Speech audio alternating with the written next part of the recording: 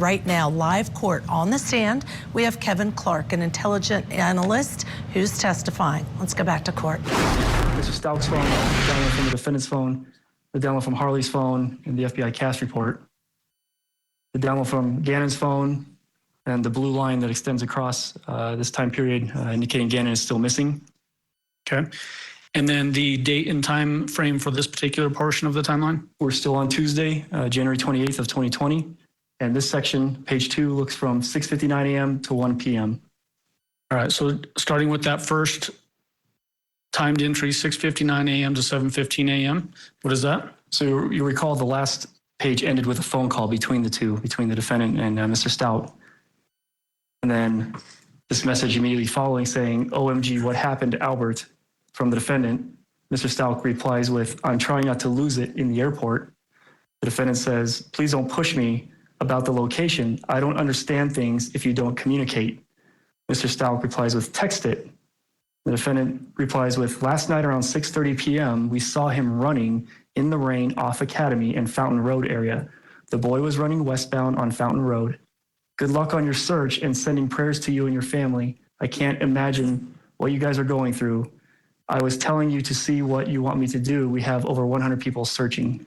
Was that basically a text message that that the defendant receives from somebody else and then forwarded this to Al? That's what it is, yes. Okay. How does that conversation continue? Mr. Stauch says, "Do what you think is best." Defendant says, "And willing." And then Mr. Stauch says, "If he was in that side of town, he was taken and was trying to run." I think he meant then he was taken and was trying to run. The defendant replies with, "Wait, where is that? The bad Burger King? Okay, a team is going that way. Lena can't go to school. She is falling out crying. What's our plan when you get here?" Mr. Stauch replies with, "Let me get there and we will make a plan." The defendant says, "Okay, Landon said she is going to whatever neighborhood that he was seen last night and knocking. How did Jane contact you? Everyone said she is trying to get me, but I haven't gotten anything." Mr. Stauch says, "Text, that one I sent." The defendant says, "Okay, neighbors were asking me." And Mr. Stauch says, "That's all I got."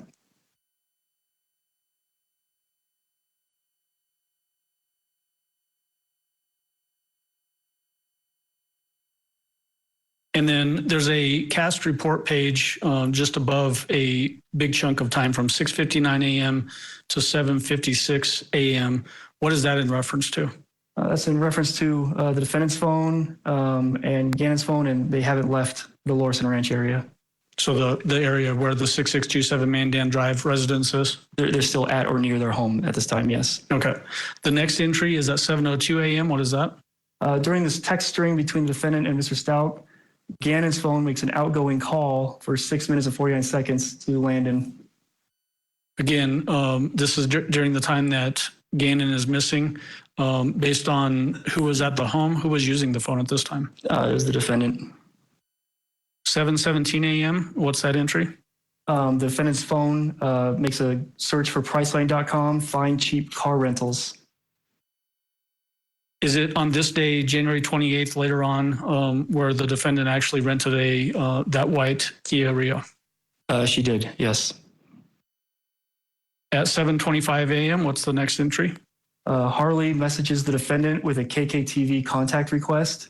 Reached out over social media, and Harley screenshotted that and sent it to the defendant. And then the defendant calls KKTV at 7:27 a.m. for about a minute and a half. The next entry is at 7:27 a.m. to 7:41 a.m. What is that? The defendant tells Mr. Stauch over text, "Talk to the news," or "Talk to news." Mr. Stauch replies, "Okay."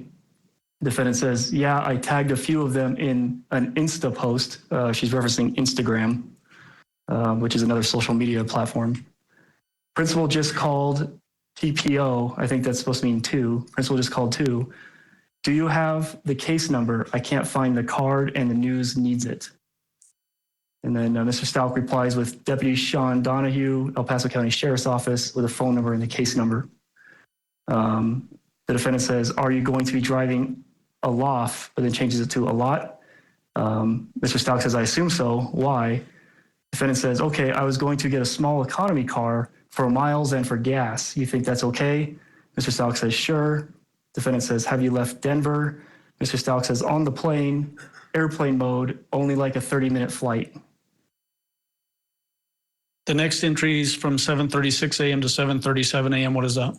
During this text back and forth between the defendant and Mr. Stauch, Harley's trying to FaceTime the defendant twice with no connection. The next entry is at 7:56 a.m. to 8:13 a.m. What is that? It's another local person with a 719 area code. That's a text message to the defendant saying, hey T, any updates? How can we help right now? What are police saying? It's Christine Garcia, Jocelyn's mom. And the defendant replies with, my coworker has a video of a boy running. Did he have jeans, white shoes, and a blue jacket? And then sends it's like a little video clip of a ring floodlight. And was this another one of the tips that came in of potential sighting of Gannon that was chased down and determined to not be Gannon? Yes. The next entry is at 8:13 a.m. and then there's a line above the timeline to a page of the cast report, page 30. What is that in reference to the cast report for this period of time? So it's the movement of the vehicle and the phone of the defendant. So we have the Life 360, we have the telematics off of the T1, and we have the towers and sectors that serviced the phone's calls, text messages, data sessions. As the Tiguan left the residence at 8:13 a.m. and went to the Colorado Springs airport. The next entry is at 8:23 a.m. What is that entry? Landon messaged Gannon's phone saying, can you send me the pics of him at the store or anything you have? Was that text message responded to? No. The next entry is at 8:26 a.m. What is that? The defendant Googled employee parking at COS, which is the airport code for Colorado Springs Airport. The next entry is at 8:29 a.m. What is that?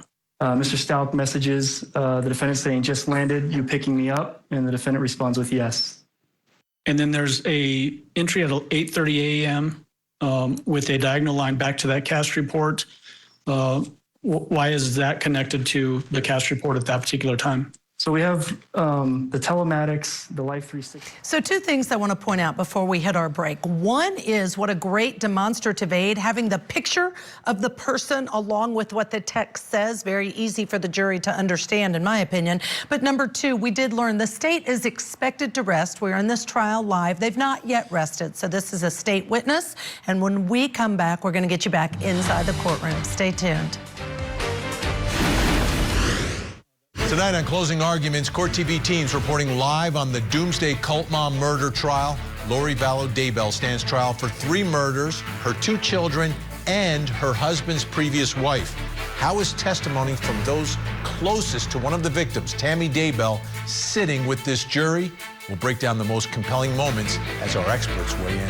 Closing Arguments with Vinny Politan, tonight at 8/7 Central, only on Court TV.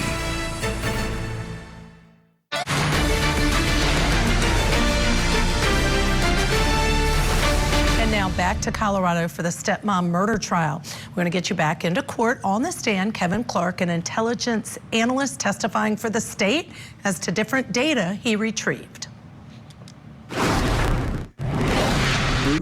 Message outbound that Harley sent to a whole lot of her friends and associates saying, hey guys, my little brother is missing.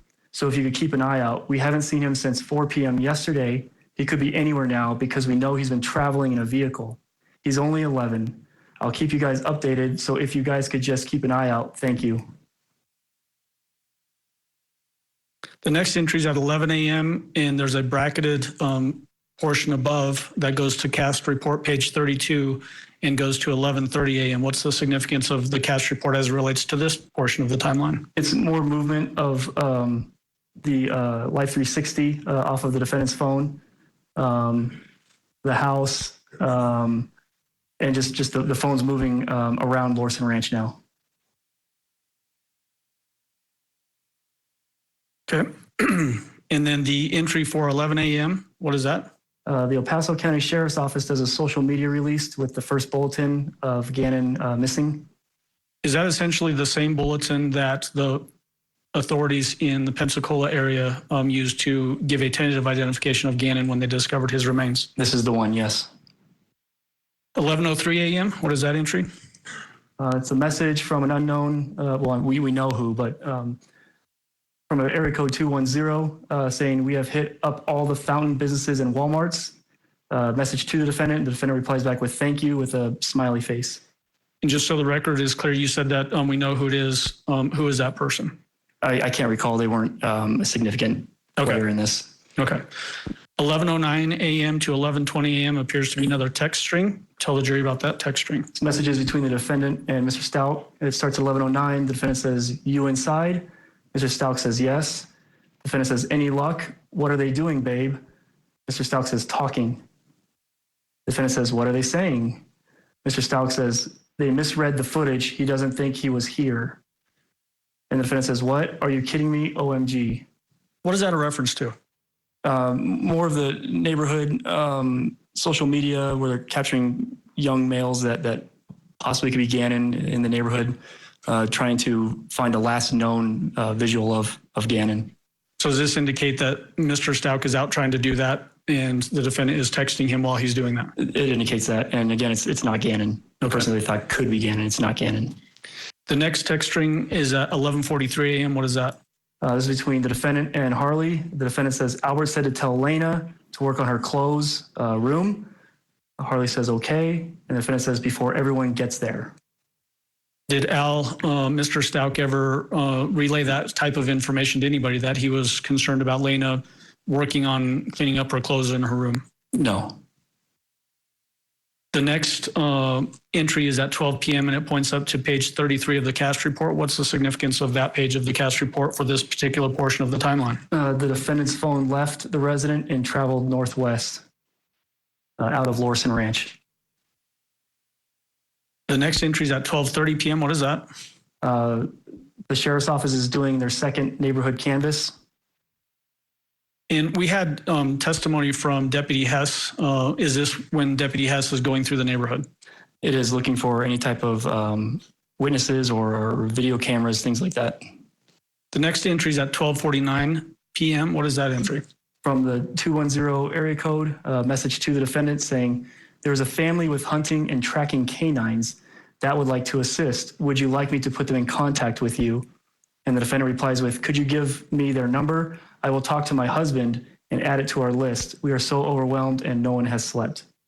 So is this basically an offer coming in from somebody in the community to offer help with searching canines? It is, yes. Did the defendant ever circle back with that person to enlist their help? No, she did not. The next entry is at 12:57 p.m. What is that? The defendant Googled, "Can Nintendo find my Switch?" on her phone. Is that the last entry for page 2 of 4 of People's Exhibit 697? Yes. Moving on to page 3 of 4 of People's Exhibit 697.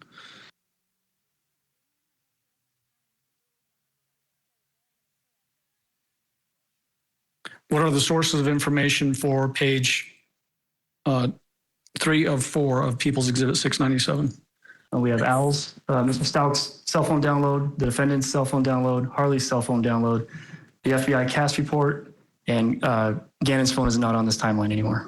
And then does the blue line indicating Gannon is missing extend for the duration of this particular portion of the timeline? It does. Gannon is still missing. What is the time brackets for this particular page 3 of 4 of People's Exhibit 697? We're still on Tuesday, January 28th, and we're looking from 1 p.m. to 7 p.m. now. At 1:03 p.m., there's an entry that points up to cast page 33, cast report page 33, and that brackets all the way to 2:23 p.m. What is the significance of that portion of the bracketing? It's just showing that the phone left the residence, kind of traveled around in Security Wildfoot area, and then came back just south west of the residence. And when you say the phone, which phone are you talking about? I'm sorry, the defendant's phone. Does this also include the Live 360 that is assigned to the defendant? It does, and during this time, they did their initial meet at the Starbucks. They call it a field interview, and the data supports the device being at the Starbucks during that interview.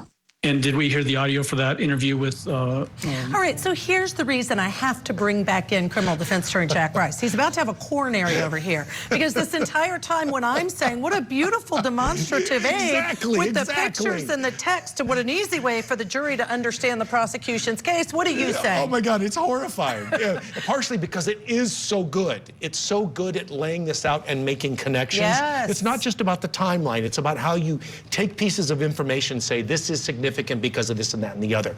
The problem is some of this is argument because you have to argue why it's significant and why it should matter and why a jury should be looking at it. And when you start taking pieces and putting them together like a puzzle, that's something that you do during closing. So remember, openings are all about this is what's coming. The jury is about saying this is a piece of evidence for you to consider. Here's another piece, here's another piece. And then closings are about taking all those various pieces and putting them together, laying them out with this timeline, with the connections, why this matters and why that's important. This officer is doing all of that in the body of the case itself. He's making those connections for the jury, and I would argue that it actually is argument, and it's something that should be done at closings, not as part of the case in chief. Because it is so extraordinarily powerful watching this. Think about what we just talked about where the jury came back and they had a question for the judge. Remember on that other case? And what they were asking about was a timeline. Imagine if they had this. And so I'm a little confused. Would you have objected if this was your courtroom? I'm completely being facetious. Hold on, if you mean if I'm the prosecutor? No, if I'm you're putting the this on. defense If I'm the attorney. Are you going to object to this, So what are you Jack? saying, Jack? I just wasn't sure. No. And you know, the point is, and we're just strictly talking about court rules of evidence and the rules that have to be followed in a courtroom, and that's why this is so significant. We're not taking it all away from the victim in this case, or the horrible. We're talking strictly about that. This is always a legal question.